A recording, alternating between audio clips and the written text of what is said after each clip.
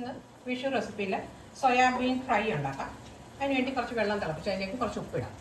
ഇതിലൊരു 2 cup soybean, ഒരു 5 minute നന്നായിട്ടൊന്ന് തിളക്കട്ടെ.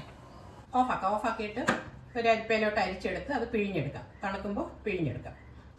ഇതിലേക്ക് കുറച്ച് ഓയിൽ ഒഴിക്കാം, കുറച്ച് കടുക്, ഇത്രയും മതി. തേങ്ങാക്കൊത്ത്, 2 ഉണക്കമുളക്, ഒരു 8 അല്ലി വെളുത്തുള്ളി, ഒരു പീസ് ഇഞ്ചി അരിഞ്ഞത്,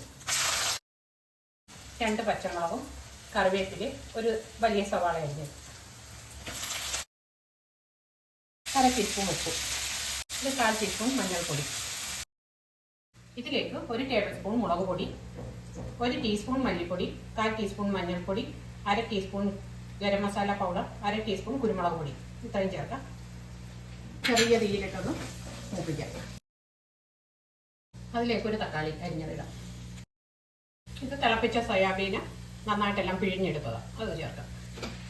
ഉപ്പ്, ഇത് കുറച്ച് വെള്ളം മതി, ഒരു 1/4 കപ്പ് വെള്ളം മതി. അത് ഒരു 3 മിനിറ്റ് നടച്ച് വെക്കാം ചെറിയ തീയിൽ. ഇതിപ്പോൾ 3 മിനിറ്റായി.